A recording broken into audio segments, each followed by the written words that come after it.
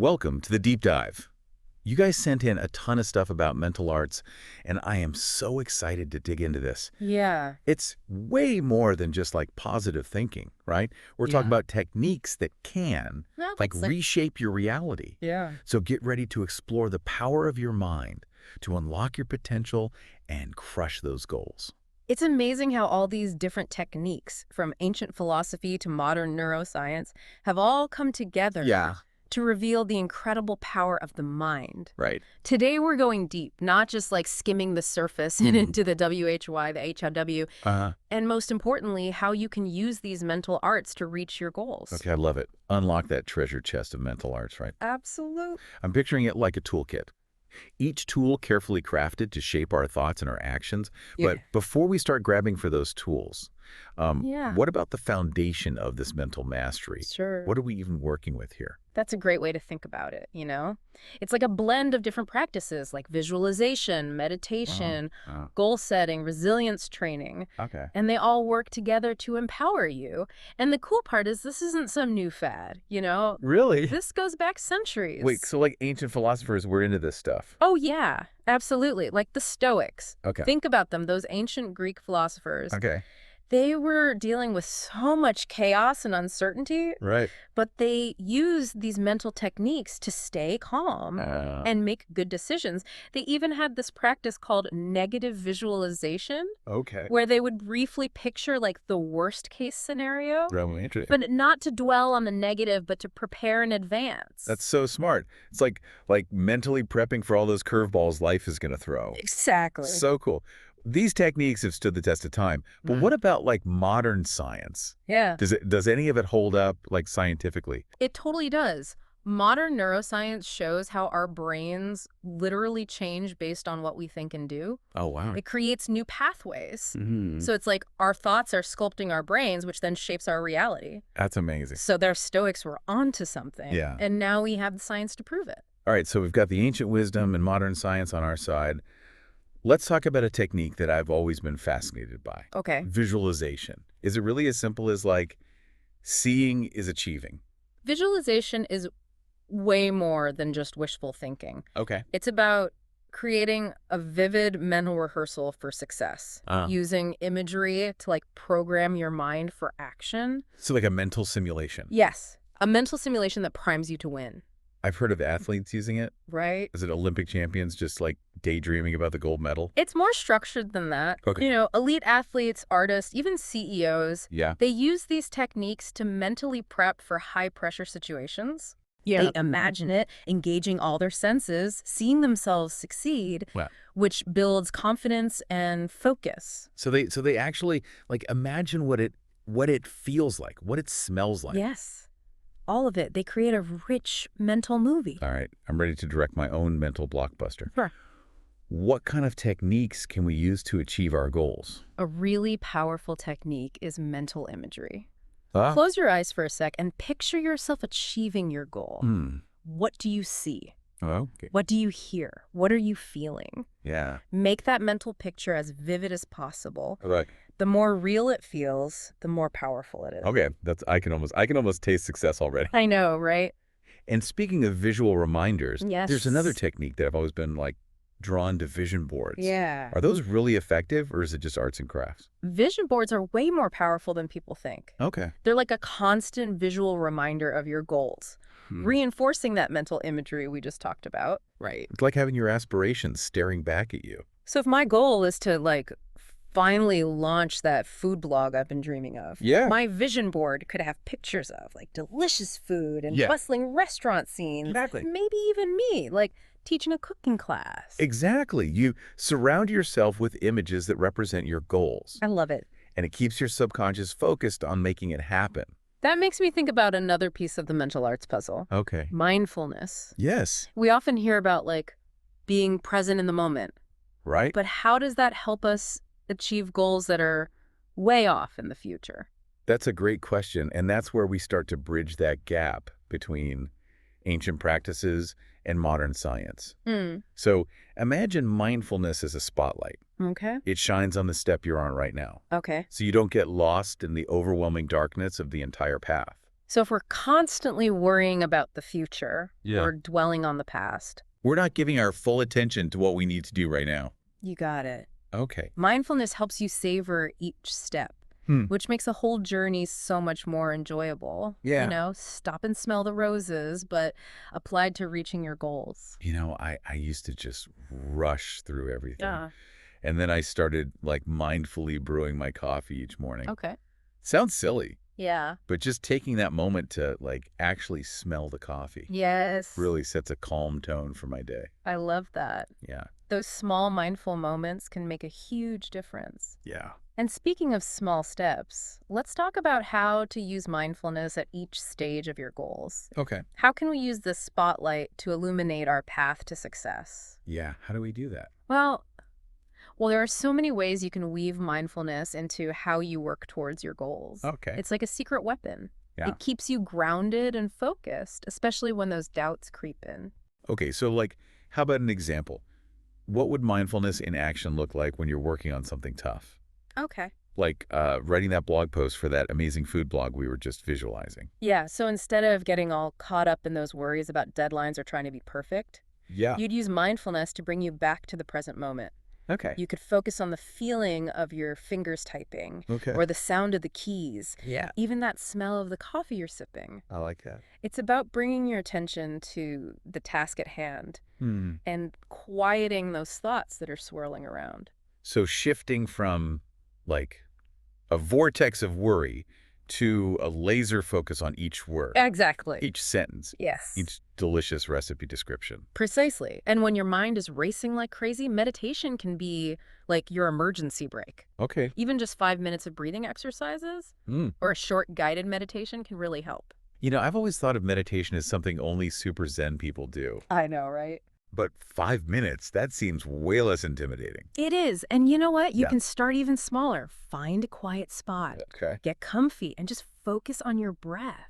There's tons of great apps that have guided meditations, especially for beginners. Perfect. It's like having your own mindfulness coach in your pocket. We'll have to include some of those apps in the show notes. Yes. Now, while we're talking mental mastery, we can't forget about positive self-talk, right? Yeah. Yes. Is it really as simple as like those cheesy affirmations? Yeah, like, I am awesome. Exactly. It's way more than that. Okay. Positive self-talk is about creating a mindset for success by getting rid of those negative thought patterns we all have. Okay. It's about replacing those I can't thoughts with the belief that you can. I am very familiar with those I can't thoughts. We all are. Yeah. Especially when you're trying something new. Right, like launching a food blog. Exactly. So how do we evict those negative thoughts and create a more positive inner dialogue? Yeah. How do we do that? Daily affirmations. Okay. Every morning, write down 3 positive statements about your goals. Okay. Read them out loud. Feel them. Mm-hmm. It might feel weird at first, but over time, Yeah. your brain will start to believe it. It's like giving your brain a pep talk. Yes. Before it even has coffee. Exactly. And when those negative thoughts inevitably come up, because they will, Oh, they always do. right, you have to challenge them. Okay. Ask yourself, is this thought really true? Mm-hmm. Is it helpful? What's a better way to think about this? Okay. It's about becoming aware of those thought patterns Mhm. and choosing to replace them with ones that are more helpful. So we're the editors of our own inner stories. Yes. You are the storyteller of your life. I love it. Now, with that more positive internal soundtrack, Okay. let's move on to the framework that can give all this direction. Okay. Goal setting. Mm. Have you heard of the SMART framework? Yeah, I have. Is that still the best way to set goals? It's a classic for a reason. Okay. It works. Specific, measurable, achievable, relevant, time-bound. Right. It's like a GPS for your goals. Okay. Keeps you on track. So instead of just like vaguely wishing to be a better cook, Yeah. a SMART goal would be, I will master 3 new French pastry recipes Yes. and share them on my blog by the end of the month. Perfect. Specific, measurable. It has a deadline, Okay. which makes it way more actionable. Right. But beyond just checking those smart boxes, Yeah. you have to dig into the deeper why behind your goals. Okay. You mean like, why do I even care about launching that food blog? Exactly. It's not just about the perfect croissant. Right. Ask yourself, why is this important to me? Mm. How does it align with my values? What impact do I want to create? Okay. When you're driven by passion, you're way more likely to keep going, even when it's tough. And speaking of tough, what about those big goals that feel really intimidating? Yeah. Like writing a whole cookbook? How do we even start with that? Don't try to eat the whole elephant at once. Okay. Break it down into smaller, manageable bites. So if my goal is to write a cookbook, Yes. instead of staring at a blank page and freaking out, Uh-huh. I could start by like researching my favorite cuisine Yes. or just testing out one new recipe each week. Exactly. Okay. Break it into milestones that feel doable and celebrate those small wins. That's such a good point. It's like turning a marathon into a series of sprints. Yes. Makes it way less daunting. Absolutely. But what happens when those obstacles pop up? Yeah, because they always do. Right. Because life never goes exactly to plan. Right. How do we deal with setbacks and keep going? Yeah. How do we bounce back from that? That's where mental resilience comes in. It's like building up that mental muscle Okay. so you can bounce back from challenges and keep moving forward. So it's not about avoiding the obstacles altogether, Right. but being ready for them. Yes. Life will throw curveballs, but mental resilience helps you not just survive, but thrive. Okay, I love that. So how do we build this mental muscle? One key principle is shifting to a growth mindset. Okay. That means seeing challenges as chances to learn and grow, not as failures. Right. It's about embracing the whole messy process of becoming the best version of you. So instead of saying I'm a terrible writer, Yeah. I'd say I'm still working on it and every blog post is a chance to improve. Exactly. Focus on the progress, not perfection. Okay. And when you do face setbacks, because we all do, Yeah. view them as feedback. Ask yourself, what can I learn from this? Okay. How can I do better next time? It's like those video games where you have to keep leveling up. Yes. Each setback is a chance to improve your skills. Exactly. Now, building resilience takes focus, right? Yeah, for sure. Focus is that laser beam. It directs your energy to what really matters. Right. It helps you minimize distractions and maximize your impact. We call this deep work. Deep work. It's about creating those pockets of focused energy where you can really get in the zone. Yeah, but that's so much easier said than done. Right. With all the notifications and distractions these days. Exactly. It's like our attention spans are being pulled in a million different directions. It's true. So how do we tame that digital beast? That's where those ancient techniques meet modern productivity hacks. Okay. One way is time blocking. Okay. Block out specific times for focused work. Uh-huh. And during those times, Yeah. eliminate all distractions. Like put the phone away? Yes. No phone, no email, no social media. It's like creating a mental sanctuary. So like hitting the do not disturb button on your brain. Yes, exactly. Clever. And if you find that long stretches of focus drain, Yeah. try the Pomodoro technique. Okay. It's about working in focused intervals. 25 minutes on, 5 minutes off. Oh, like interval training. Yes, for your brain. I like that. But all this focus and resilience, Yeah, it takes a lot of emotional Yeah. management too, right? absolutely. You're right. It's not all just logic and willpower. Right. We have this whole emotional world we have to navigate. Emotions can fuel us or derail us. That's Yeah. where emotional intelligence comes in, EQ. Okay. It's the ability to understand and manage emotions, Okay. yours and other people's. Right. It's super important for achieving your goals. Okay, so it's not enough to just think positive thoughts. Right. We also need to know how to handle those inevitable emotional waves. You got it. How we handle our emotions can make or break our progress. If we let stress take over, we're more likely to give up.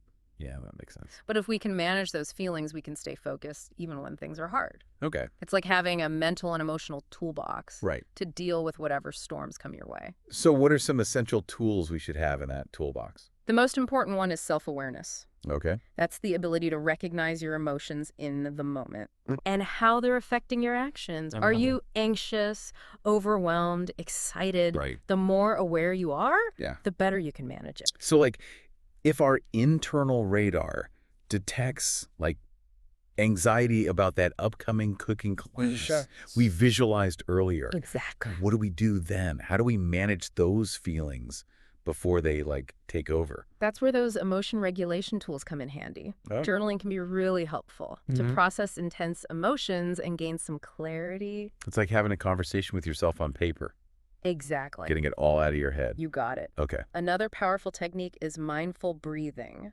Okay. You've heard of that, right? Yeah, but isn't that just breathing? It is, but it's about paying attention to your breath.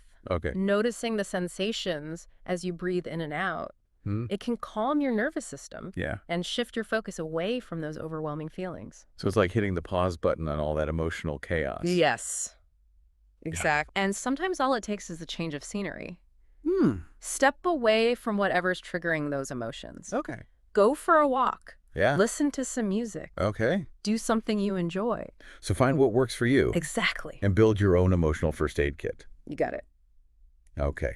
But amidst all this talk about mindset and emotional mastery, yes, there's another powerful force, No. passion.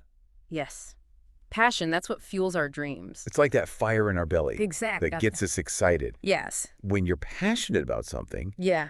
you're more likely to be motivated, Right. to be persistent, to overcome any challenges. It's like having an internal compass guiding you to what truly lights you up. But passion can also be a little dangerous, right? It's true. If we're not careful, it can lead to burnout, Absolutely. overwhelm, Yes. maybe even obsession. That's right. It's about balance. Okay. You have to approach passion with self-awareness. Make sure you're not sacrificing your well-being or neglecting other important parts of your life.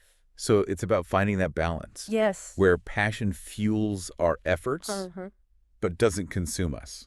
Exactly. Okay. Now, let's shift gears a bit Okay. and talk about something that's often overlooked. Okay. Rest and recovery. Wait, are you saying we can't just go, go, go all the time? You need rest. That taking breaks is actually good?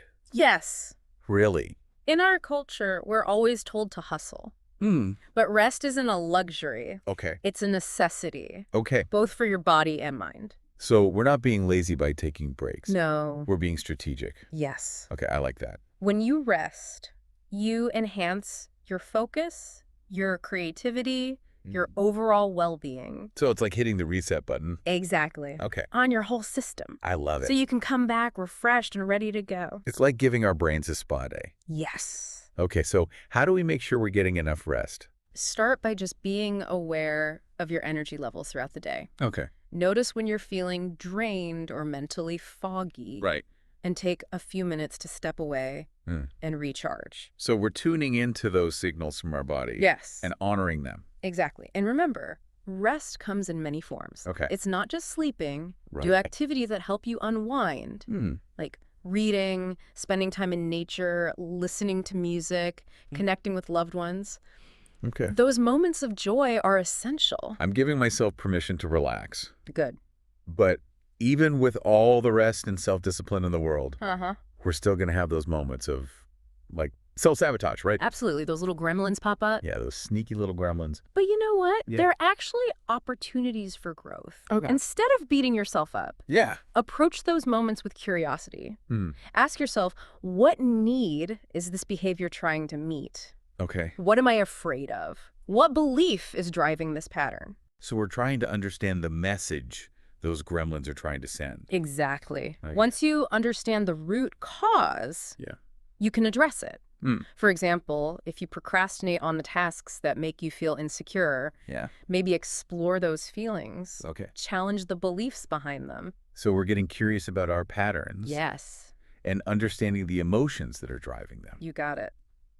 Self-awareness is a journey, Okay. not a destination. There are always new things to uncover about yourself. It's like peeling back the layers of an onion. Right. But instead of tears, we find self-understanding. Exactly. And as you do this inner work, remember that you're not alone. Right. We are social creatures. We crave connection. And community can be so powerful. Okay. It can support your goals, Right. enrich your life, amplify your purpose. So it's not just about individual effort. No, it's about collective wisdom, support, Yeah. inspiration. Okay. Community gives you a sense of belonging, purpose, accountability. Yeah. It's a safe space to share your struggles, Right. celebrate wins, and learn from each other. It's like having a tribe of people who get you. Exactly. Okay. Who are on a similar path, cheering each other on. I love that. And there are so many ways to build community. Okay. Join groups, volunteer, connect with your neighbors, your colleagues, just other humans. Yeah. Be active about finding those connections. Okay, so it's about actively seeking out those connections. Yes. nurturing relationships. Uh-huh. And remember, community is a two-way street. It's about giving and receiving. Okay. Contribute your unique gifts to the group. Right. It creates a ripple effect of good. I love it. It's like a web of interconnectedness where everyone benefits. Now let's talk about a concept that's often seen as a little woo-woo. Okay. But it can actually be really powerful. Intention? Intention. Yeah. I've heard that word a lot, but what does it really mean? Intention is the focused direction of your energy and attention towards a specific outcome. It's about consciously choosing what you want to create and aligning everything with that vision. So it's not just wishing or hoping. No, it's about taking action, Okay. shaping your reality. It's like a laser beam, cutting through distractions, helping you focus. So how do we set intentions? It's more than just words. Okay. Feel the emotion. Visualize the outcome. Okay. Believe it's possible. It's about embodying the intention. With our whole being. Exactly. Okay. You can write it down, create a vision board, meditate on it, or just hold it in your heart. But we're not always in control of the outcome, right? That's right. We have to surrender, let go of attachment, and trust the universe. So holding our intentions lightly with an open mind. Trusting that things will work out. Beautifully said. And as we navigate this, let's not forget gratitude. Gratitude. I feel like we've come full circle. It's so important. I'm always up for a gratitude boost. It's the foundation of a fulfilling and joyful life. It unlocks abundance and contentment. It's true. But with all the tough stuff in life, it can be hard to stay grateful. It's true, but you can practice. Okay. Keep a gratitude journal each day. Write down 3 things you're grateful for. Big or small? Exactly. Train your mind to focus on the good. Okay. And you'll find more to be grateful for. It's like a muscle. Yes. Okay. And you know what else? Yeah. Express your gratitude to others. Thank the people who make a difference. Okay. Spread that gratitude around. And remember, gratitude is more than just feeling thankful. It's about action. Okay. Take care of the things you're grateful for. Right. Share them with others. So it's about living in alignment with that feeling? Exactly. You're right. Even with rest and discipline, we might still hit those moments where we, get in our own way. Yeah, those self-sabotaging moments. How do we deal with those and get back on track? They can be so frustrating. Yeah. But they're chances to learn, Yeah. Instead of getting down on yourself, get curious about it. Ask yourself, what's this behavior really about? Okay. What am I scared of? What belief is driving this? So it's like those self-sabotaging behaviors are trying to tell us something? Exactly. They're like messengers.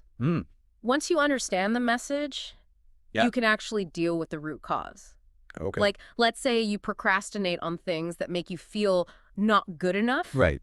Explore those feelings, Okay. Challenge those beliefs that are making you feel that way. So it's about understanding the emotions behind those actions. Yes.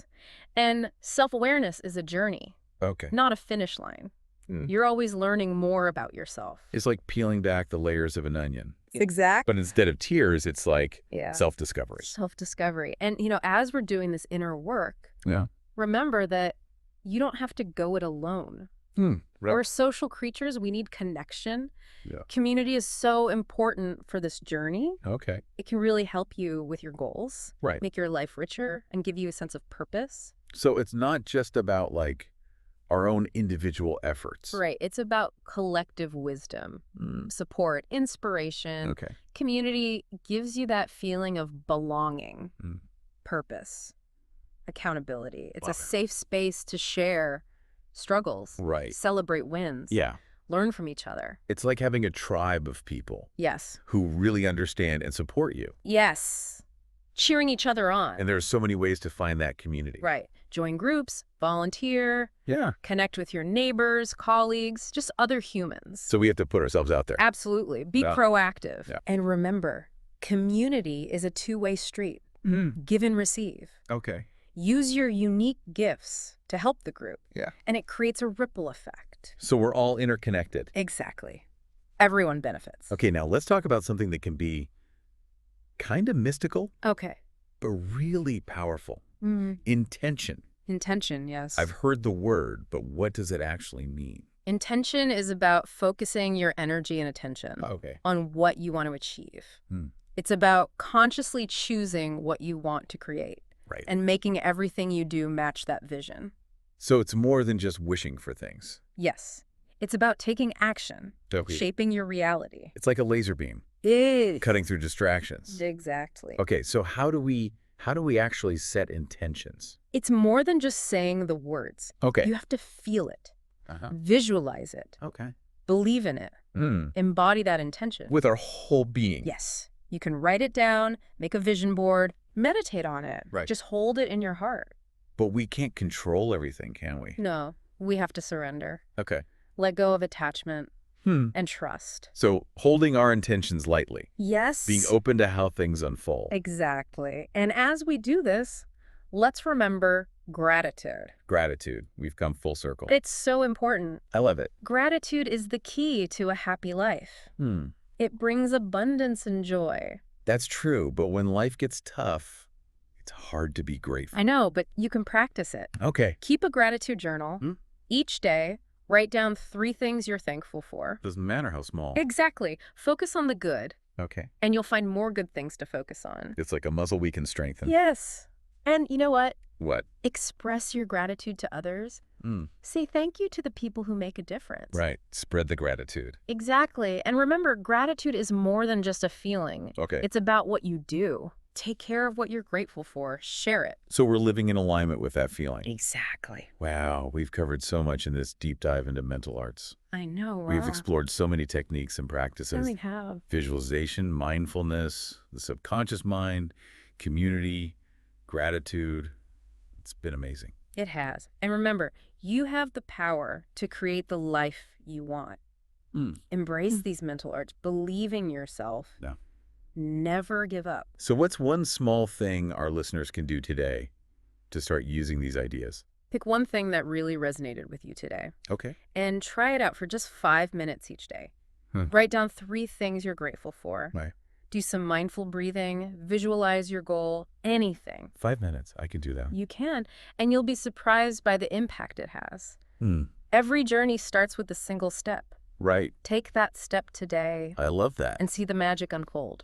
Thank you so much for joining us on this deep dive into the power of mental arts. My pleasure. We hope you've learned some valuable insights and tools. Yes. To help you reach your goals. Absolutely. And live a more joyful life. You got it. And until next time, keep diving deep. Keep exploring.